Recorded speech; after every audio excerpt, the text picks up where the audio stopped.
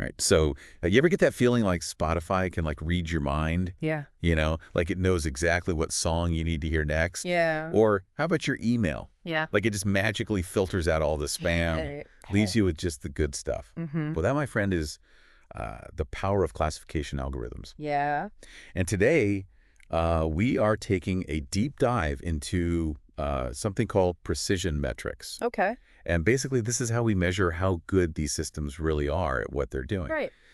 So if anyone wants to understand how algorithms make decisions, Mm-hmm. whether it's in tech or even in things like healthcare, this deep dive is for you. Yeah, and what I think is so fascinating about these metrics is that they help us move beyond just thinking about algorithms as this mysterious black box. Mhm. They give us a framework for really understanding the choices these systems are making and the potential consequences of those choices. Okay. Yeah. So our source material jumps right into some key terms. Okay. True positives, true negatives, and false negatives. Mm-hmm. I'll admit it sounds a bit intimidating, but they're really the building blocks of this whole world. Absolutely. And they're more than just abstract terms. Okay. Think of it this way. Like, let's say you're a doctor diagnosing a patient. Okay. Okay. Yeah. A true positive is when you correctly identify that someone has a specific condition. Mm-hmm. Right. Right. But a false positive is when you say they have the condition when they actually don't. Right. And that can have real implications for treatment Oh, absolutely. and peace of mind and all that. I can see how in some situations, like medical diagnoses, Yeah. you want to be extra careful about those false positives. Exactly. Yeah. The cost of a false positive can be really significant, Yeah. depending on the context. Mhm. But there's another side to this coin as well. Yeah. Right? What about the cases where you say someone doesn't have the condition, Right. but they actually do? Like missing a diagnosis altogether. That's a false negative. Okay. Yeah. So we've got these 4 scenarios: Mm. true positive, false positives, true negatives, and false negatives. Right. What do we actually do with them? Yeah. How do we use them to understand how well these algorithms are performing? That's where we get into the world of precision and recall. The dynamic duo. Yes. Okay, so our source material explains that precision is all about looking at the positive predictions an algorithm makes Mm-hmm. and seeing how many of them were actually correct. Right. So if a system flags 100 emails as spam, Hmm. but only 80 of them actually are spam, Yeah. the precision would be 80%. Exactly. Right. And high precision is really crucial in scenarios where the cost of a false positive is high, like we were just talking about with medical diagnoses. Right.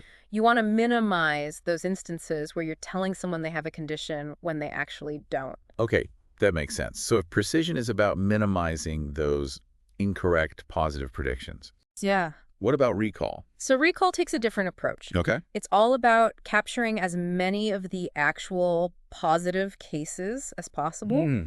So in our spam filter example, if there were actually 120 spam emails total, Right. but the filter only caught 80, Yeah. the recall would be lower because it missed some of the actual spam. Got it. So precision is about being accurate with your positive predictions. Hmm. And recall is about making sure you don't miss any of the actual positive cases. You got it. And there are situations where you might prioritize recall over precision. Okay. Think about something like fraud detection. Yeah. You'd probably rather catch all the fraudulent transactions, Right. even if it means accidentally flagging a few legitimate ones for further review. Right, because the cost of missing a fraudulent transaction Exactly. will be much higher. It's all about understanding the context of the problem Yeah. and what you're trying to optimize for. But what happens when you need to find a balance between precision and recall? Well, that sounds like a tricky situation. Yeah. Is there a way to kind of find that sweet spot between the two? There is, and that's where the F1 score comes in. Hold on. Yeah. The F1 score. Yeah. What's that all about? Think of it as the mediator between precision and recall. Okay. Instead of focusing on just one or the other, the F1 score considers both metrics equally, Oh, giving you a more balanced view of the model's performance. so it's like taking the average of precision and recall. It's a bit more nuanced than a simple average, Okay. but you've got the right idea. Okay. It's a way to find that middle ground where both false positives and false negatives are taken into consideration. And this is especially important when the cost of both types of errors is significant. So it sounds like this F1 score is really valuable Yeah. when you can't afford to completely prioritize either precision or recall. Yes. Like you need a good balance of both. You hit the nail on the head. Okay. The F1 score is a key player when you need to find that optimal balance. Okay, this is starting to make a lot of sense. So we've got these building blocks. True positives, false positives, true negatives, and false negatives. Then we use those to calculate precision and recall, Right. which each tell us something different about how well an algorithm is performing. Exactly. And then when we need to find a balance between those two, we bring in the F1 score. Exactly. And these metrics, they're not just numbers on a screen, you know? Yeah. They have real-world consequences. Right? Especially when you think about the potential costs of false positives and false negatives in different scenarios. Yeah, I'm starting to see that. It's not just about blindly trusting an algorithm, but actually understanding how it's making decisions and what trade-offs might be involved. That's the key takeaway here. These metrics give us the tools to critically evaluate Yeah. the systems that we rely on every day. All right, this has been incredibly insightful, but I feel like we're just scratching the surface here. There's still so much more to explore. Absolutely. We've laid the groundwork. Yeah. But there's a whole world of nuance and complexity to these metrics. Right. And that's what we'll be unpacking further in part 2 of this deep dive. Well, I'm hooked. Can't wait to see what other insights we uncover. Awesome. Okay, so Yeah. we've got these basics down, Yeah. you know, true positives, false positives, all that jazz. Mm-hmm. But why should we, as non-data scientists, really care about all these precision metrics? Well, here's the thing. Algorithms are everywhere these days. And they're making decisions that affect our lives in all sorts of ways. Yeah. Whether it's about what news we see on social media, Right. or even how much we pay for insurance, algorithms are playing a bigger and bigger role. Right. And understanding these metrics gives us the power to look under the hood, so to speak, Okay. to see how these decisions are being made. Okay, I'm starting to see how this is relevant to our everyday lives. Right. It's not just about understanding, tech jargon. Yeah. It's about being informed citizens in a world that's increasingly driven by algorithms. Precisely. It's about moving from a place of blind faith Right. in these systems to one of informed skepticism. Okay. Yeah. We can start asking critical questions like, is this algorithm actually doing what it claims to be doing? Right. Or what are the potential consequences of a false positive or a false negative in this specific context? Right. Like in that medical diagnosis example, Yeah, a false positive could lead to unnecessary stress and treatment, absolutely. while a false negative could mean a misdiagnosis. Exactly. Those are serious implications. Absolutely. And the more we understand these metrics, Yeah. the better equipped we are to have informed conversations about the ethical considerations of using algorithms in different fields. So it's not just about the technical stuff. Right. It's about the bigger societal impact as well. Exactly. Okay. And that's what makes this so fascinating, Yeah. It's a blend of technology, ethics, and critical thinking. Okay, so let's talk about accuracy for a second. Sure. It seems like the most obvious way to measure how well a model is doing right. Right. Like what percentage of the time is it getting things right? That's a common assumption, Yeah. but it's not always the whole story. Okay. Accuracy can be a useful metric, but it can also be incredibly misleading, Okay. especially when we're dealing with imbalanced data sets. Imbalanced data sets. What's that all about? So imagine you're building a system to detect a rare disease. Okay. That affects only 1% of the population. Okay. You might have data from 10,000 patients, Yeah.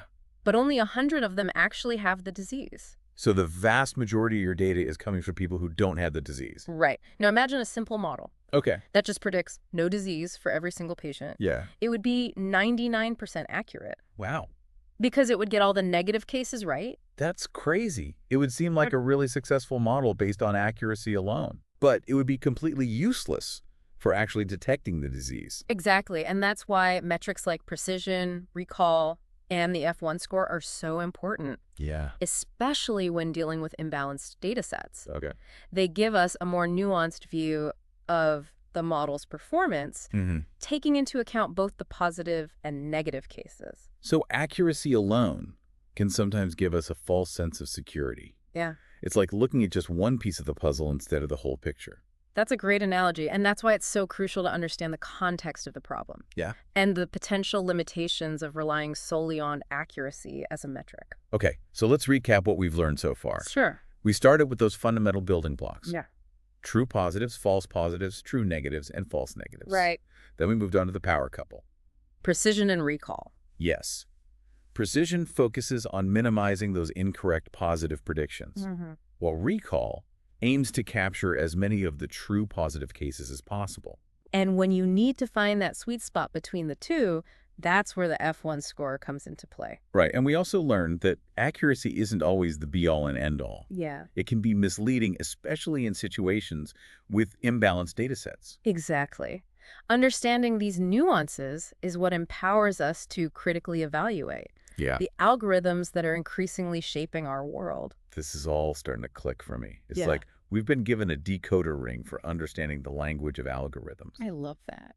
But what about those times when even experts disagree on what metrics to prioritize? That's a fantastic question.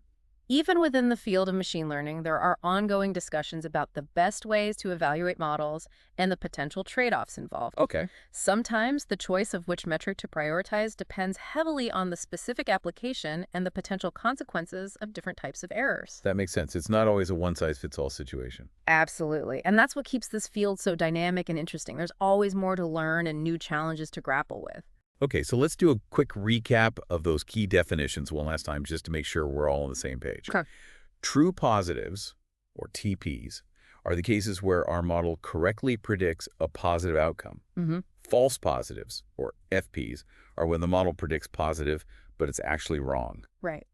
Then we have true negatives, TNs, where the model correctly predicts a negative outcome. Yes. And lastly, false negatives, or FNs, occur when the model predicts negative but is actually a positive case. Exactly. These four components are the foundation for calculating our precision metrics. They are the building blocks. Right.